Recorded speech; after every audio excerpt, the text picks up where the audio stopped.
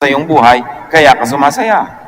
Psalm 37:4, seek your happiness in the Lord, and He will give you your heart's desire. God will give you what you desire, what you believe in, what you think of. Sa ambang bahagi ng ating pagkatao nakatira, nananahan ng Espiritu ng Diyos sa ating isip. Kaya kung anong inilalagay natin sa ating isip, kung anong wini-withdraw at dinideposit natin sa ating isip, yon ang ating pakikipagtalastasan sa Diyos na siyang nananahan sa ating isipan. Kaya yon ang nagaganap. Kung negative thinker ka, magiging negative ang pananaw mo sa mundo, magiging negative ang nangyayari sa iyong buhay. Kung ikaw na may optimistic, positive thinker, positive ang pananaw mo, maganda ang iyong mga sinasabi, iniisip, at yun din ang magaganap sa iyong buhay.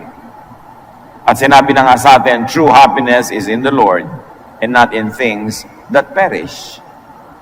And the Lord is in our hearts, really meaning our minds.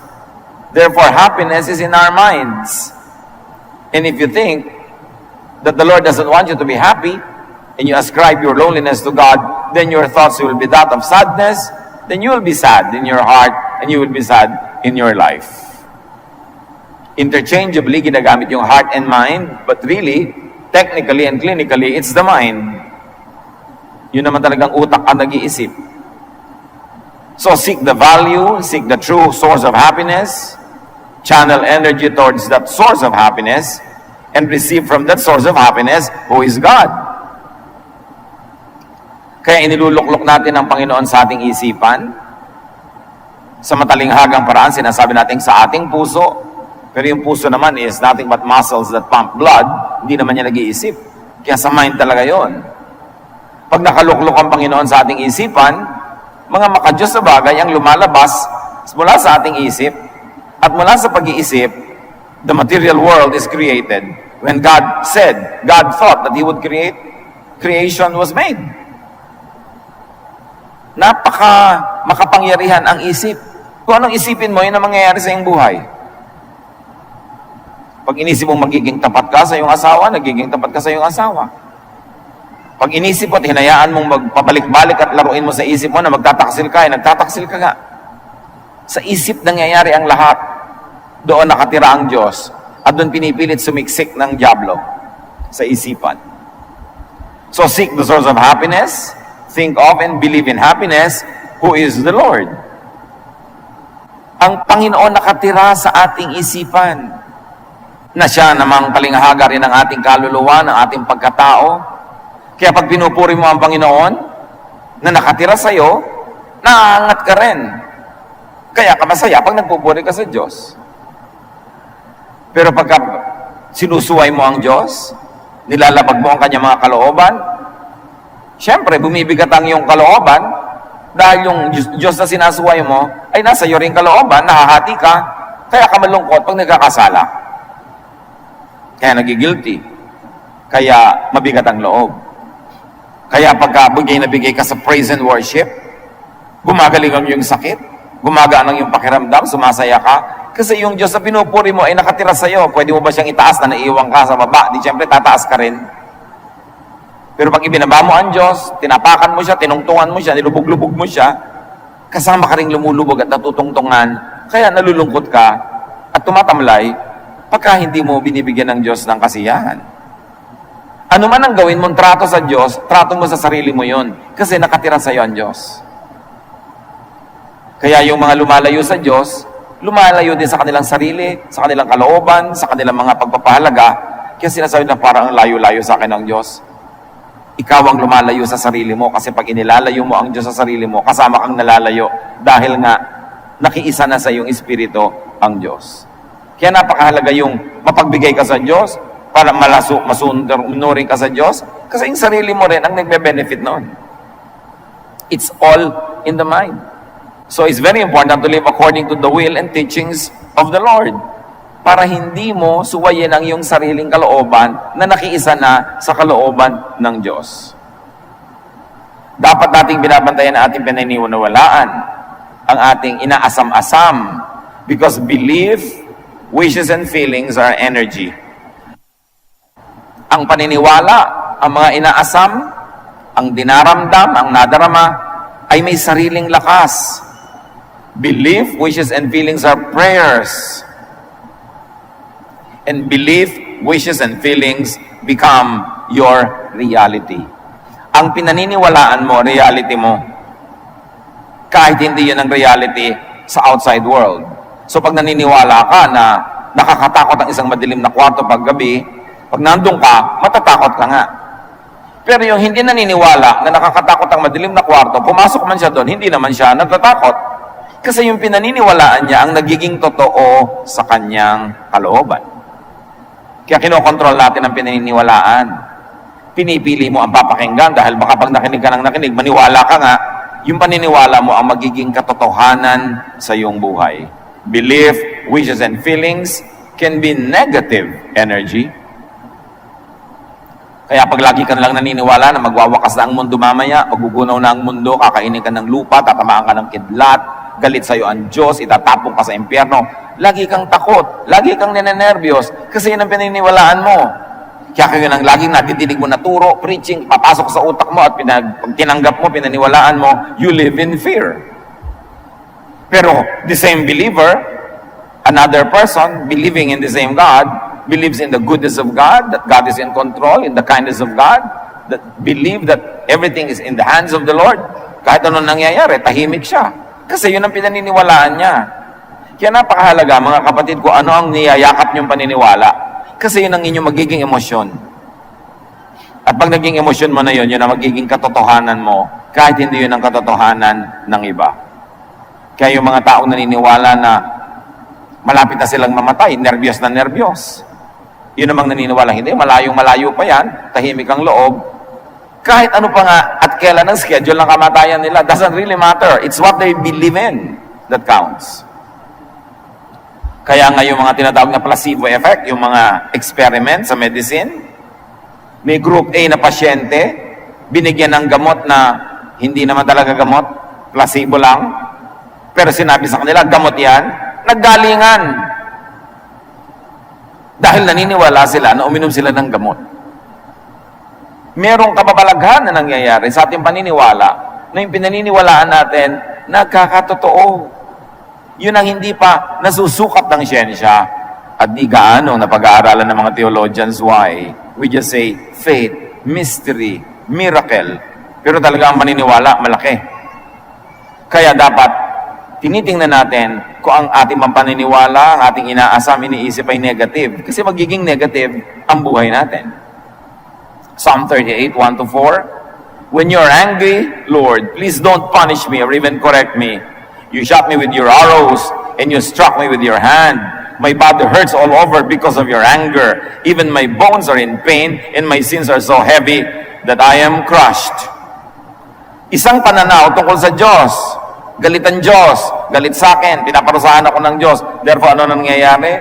Masakit ang kanyang mga buto. Nagdurusa siya. Hirap na hirap ang kanyang loob.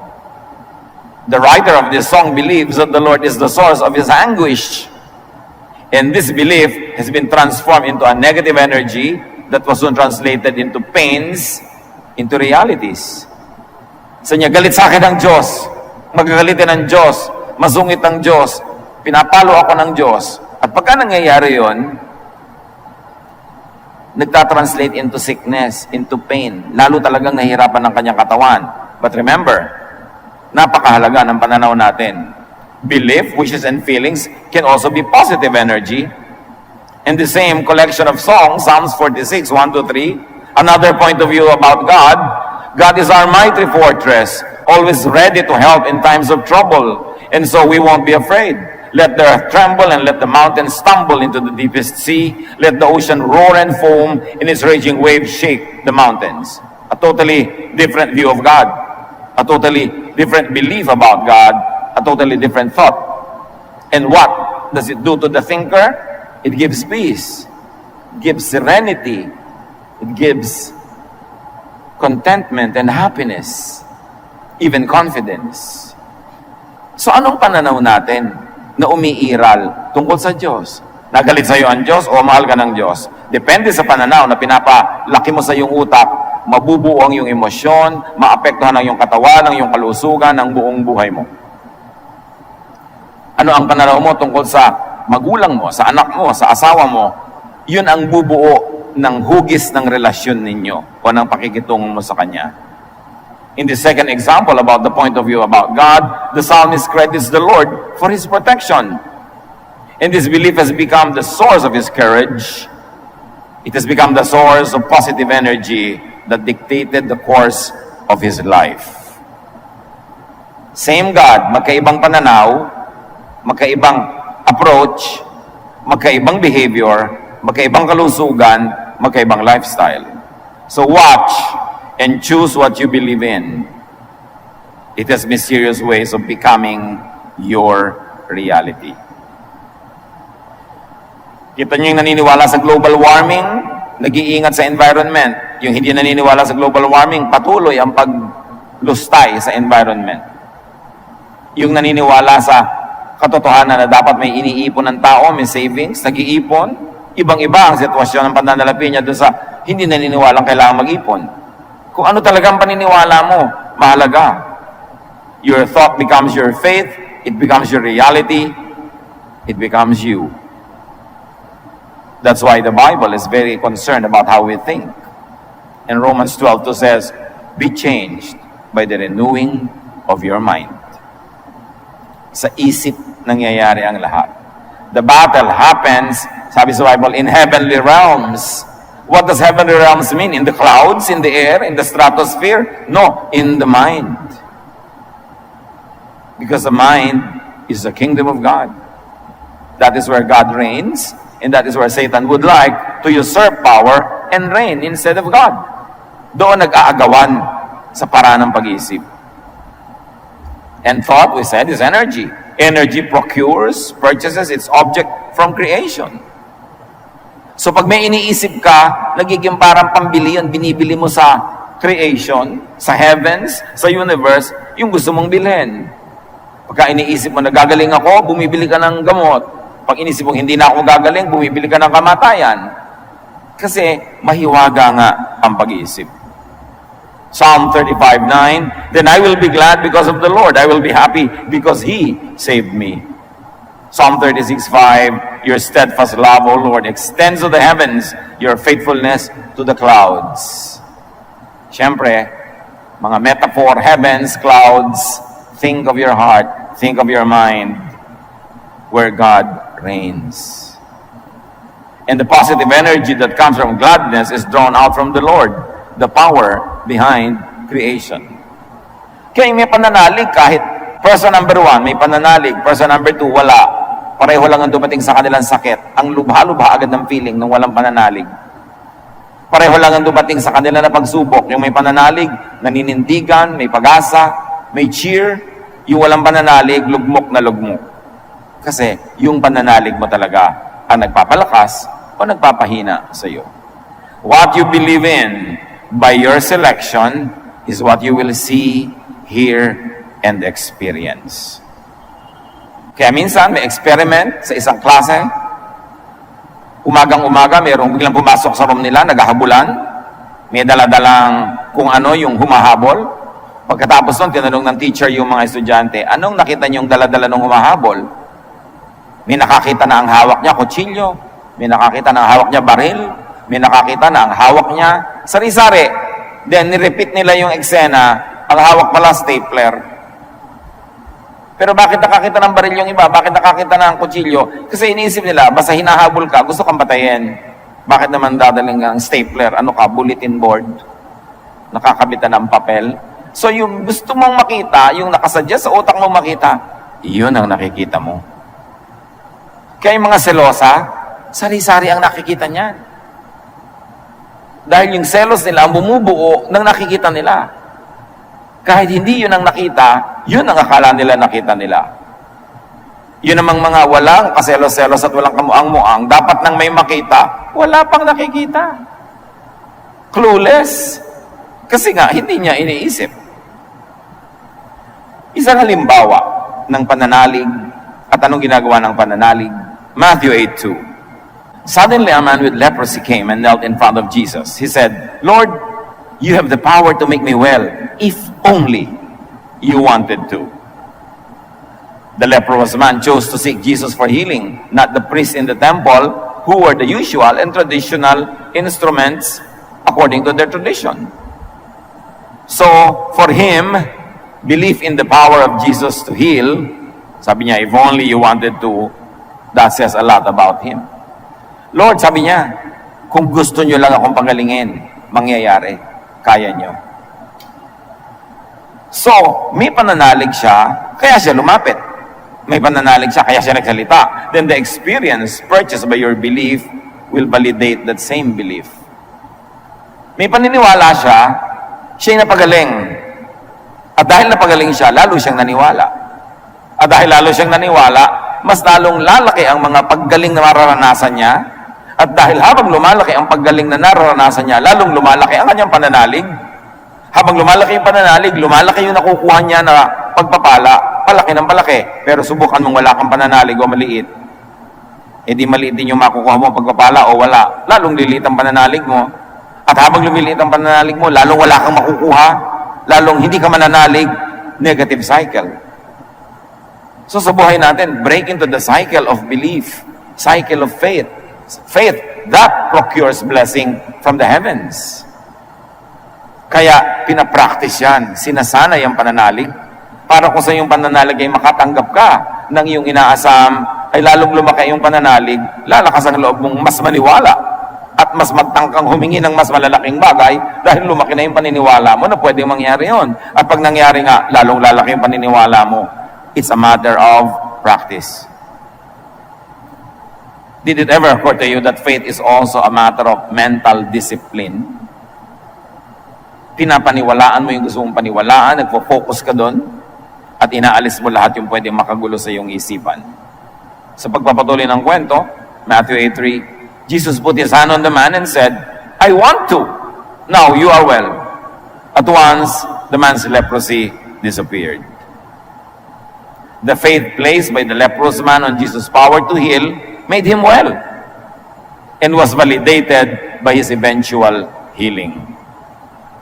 Dahil nanalig siya, gumaling siya. At dahil gumaling siya, napatunayan niya na yung pananalig niya, tama, lalo siyang nanalig. Ang ganda ng pupuntahan ng direksyon ng taong ito, huwag lang niyang biglang baluktutin. Then your strengthened belief purchases and chooses more of that same experience, the cycle that we are talking about. That's why faith grows. And the opposite is that unbelief also grows. So either patasang-patasang yung pananalig o palubog ka ng palubog sa kawalan ng pananalig. These are cycles. Paikot-ikot, pero sa pag-ikot, may asenso. Pag tiningnan mo sa front view yung ikot, parang ganito lamang, pero pag nag-side view, papaganon. May ibang nararating pa. Mark 1:45, the man talked about it so much, yung pinagaling, and told so many people that Jesus could no longer go openly into a town. He had to stay away from the towns, but people still came to him from everywhere. Dahil sa pananalig ng tao na napatunayan, ngayon marami na siyang tinaniman din ng pananalig at gusto rin nilang mapatunayan, kaya nagkakagulo sila at hindi na magkaroon ng katahimikan si Jesus na pumasok sa mga bayan-bayan. Hindi dahil iniiwasan niya yung mga nananalig, kundi dahil iniiwasan niya yung mga usisero na gusto lang siyang usisiin pero hindi naman talaga nananalig. And in the town, a cycle of believing and healing is set loose. Kaya kung may pananalig ka, kapatid, and you are very, very convinced of it, and you are convincing about it, many other people also begin to consider believing or actually believe only by the power of your testimony.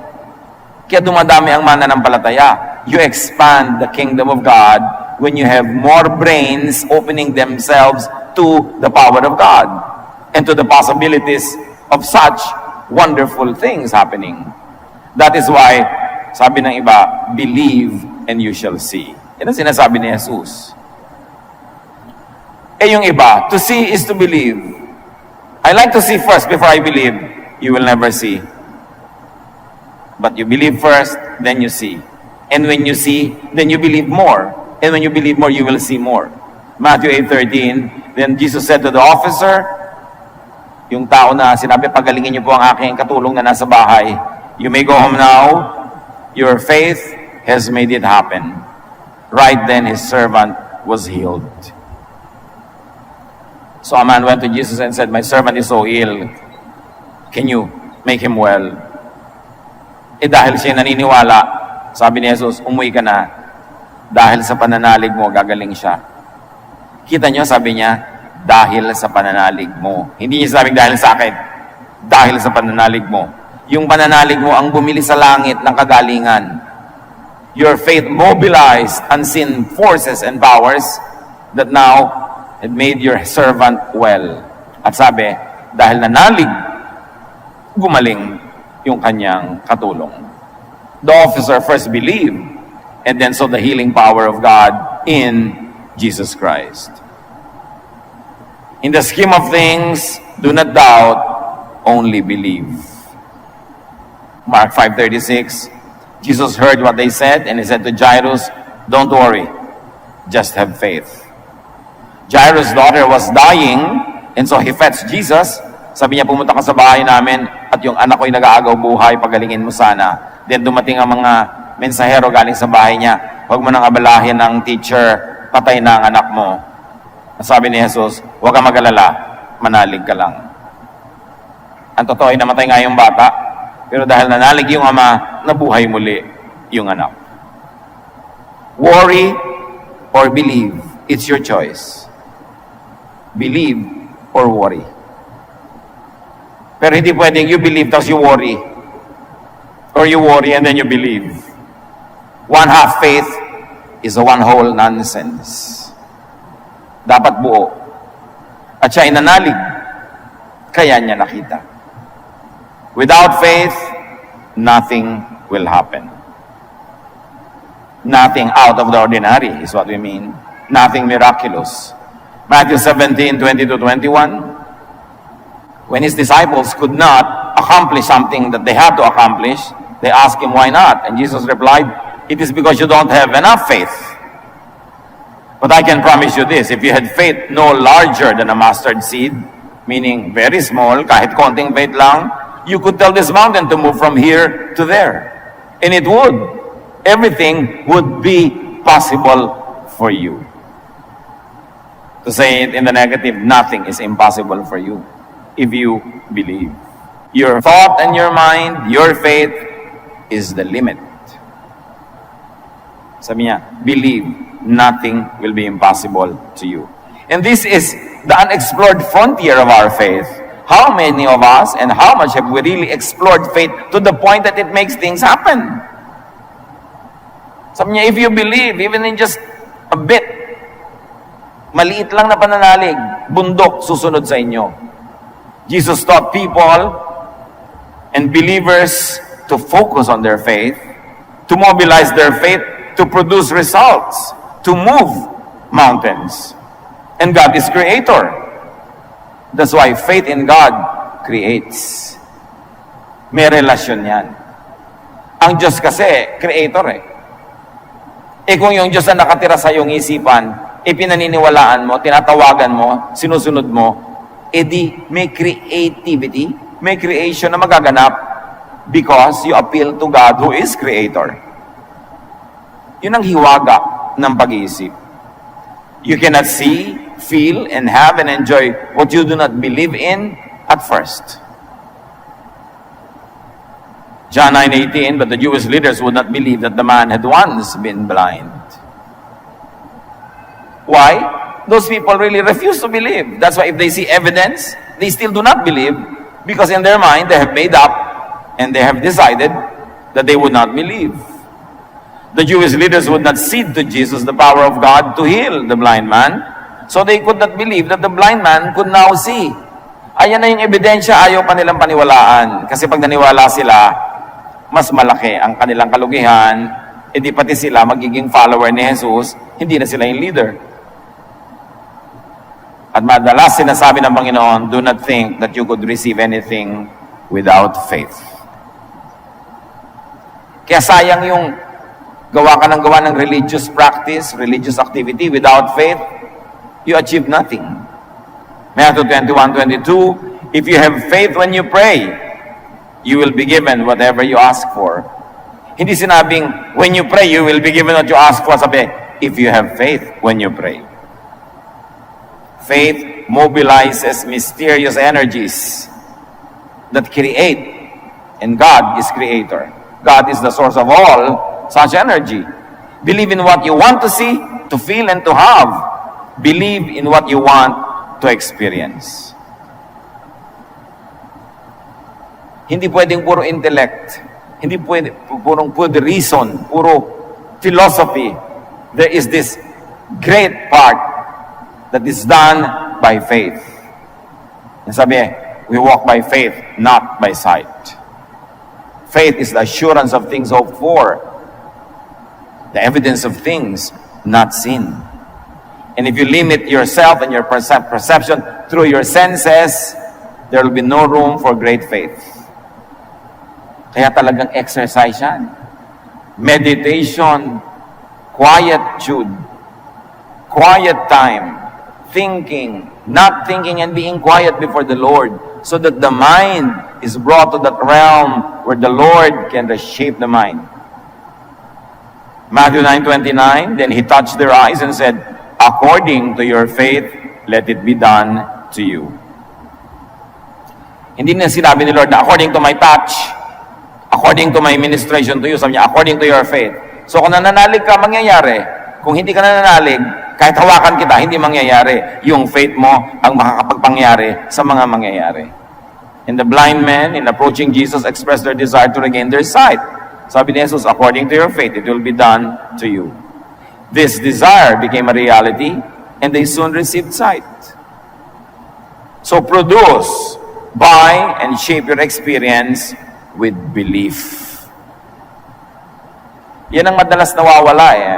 A lot of times, religiosity is reduced to intellectual exercise, to memorization of verses, to intellectual pursuits, debates, yung mga nagagawa ng utak, pero nakakalimutan natin i-develop yung inner core of everything. And that is our inner spirituality, our faith, which is personal, which is private. It cannot be corporate. We have corporate worship, we have corporate activities, but the development of your spirit, to align it with the Spirit of God, is a very private matter.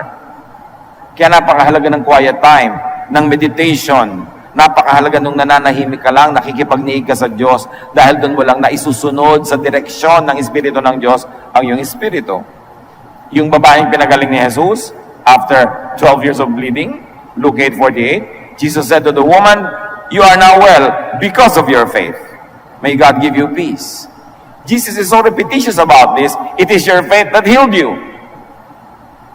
So pagka hindi ka gumaling, ang sasabihin ni Jesus, it is your lack of faith that prevented you from getting healed.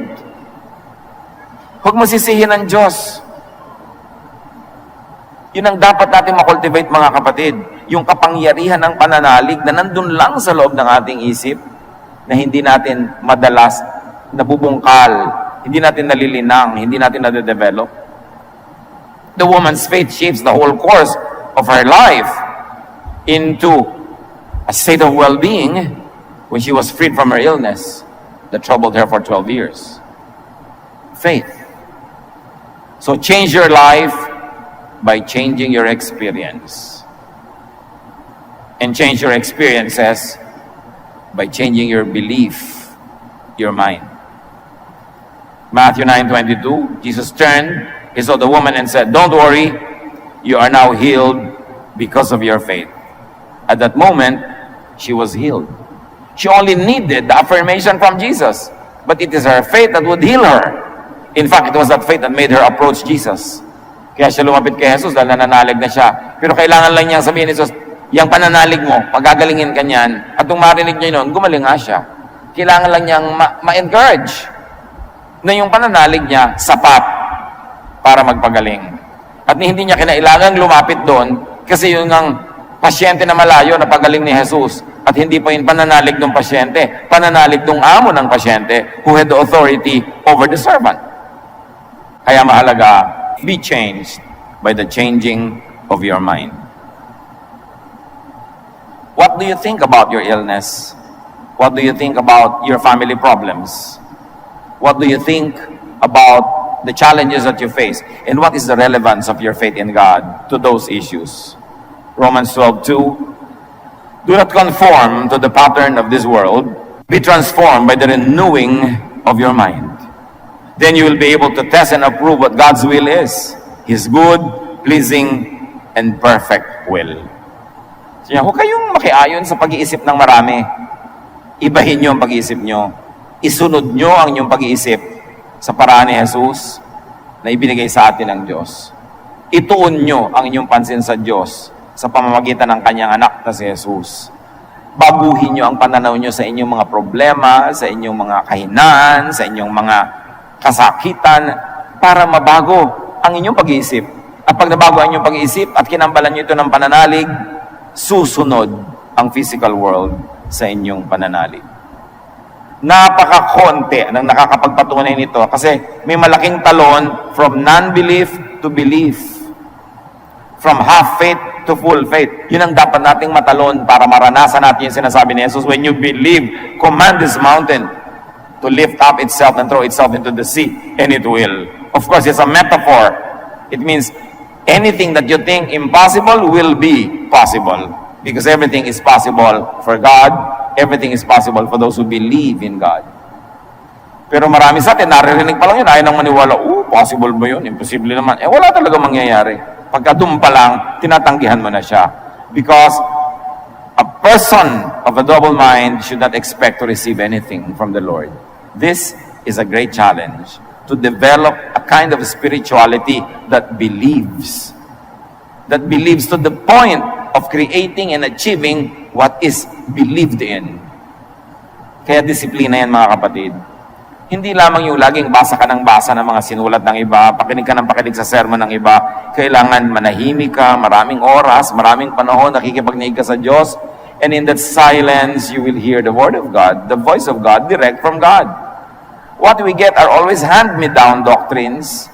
Our perceptions about God, our thoughts about God are always coming from some speaker, some preacher, some teacher. But you can receive that impulse from the Lord directly when you just stay silent before the Lord.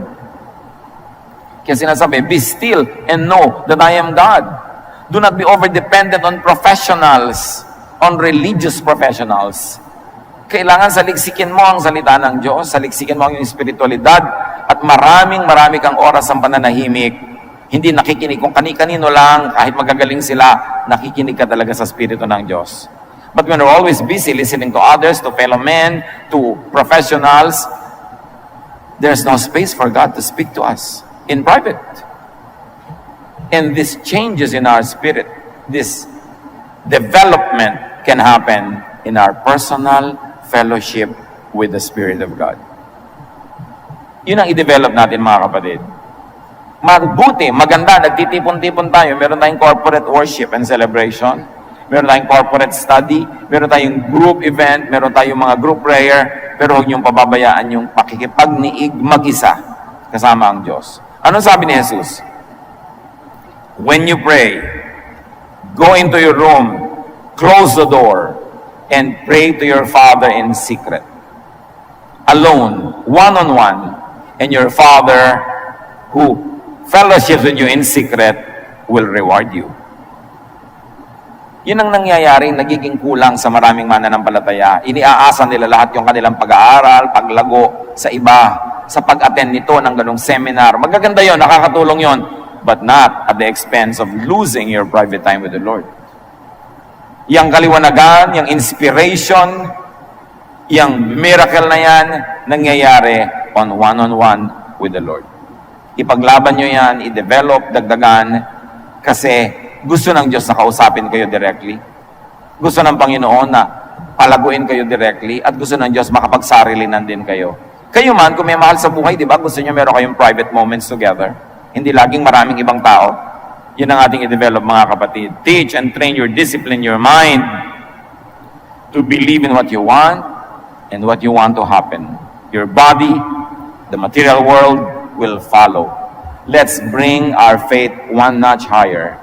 Faith that creates, faith that achieves, faith that changes things in us and around us. Because when you believe, nothing is impossible for you. Dear Lord, teach us more. Touch us more, O Lord, directly. Bawat isa sa amin, kausapin ninyo. Akayin ninyo na lumago, lumalim, tumatag ang aming pananalig. Pananalig na hindi sa bibig lamang. Pananalig na nakapagpapagaling, nakapagpapatahimik ng loob. Pananalig na nakakapagbabago ng aming pananaw, ng aming ugali, ng aming asal. Pananalig na may nagagawa. Teach us to believe in that level. At nang sa ganun, Panginoon, ang maganda niyong kalooban sa amin ay matupad. Sinabi sa iyong salita, no eyes have seen, no ears have heard, no mind has conceived what God has prepared for those who love Him. So handa kami, Panginoon, at gusto naming makita pa, maramdaman pa, madinig pa ang mas maraming bagay na tanging ang paglawak ng aming pananalig ang siyang magbibigay ng pinto para pumasok sa amin ang mga bagay na yon. Teach us to develop our faith. Walang manual, walang written manual how to grow the faith. It can happen.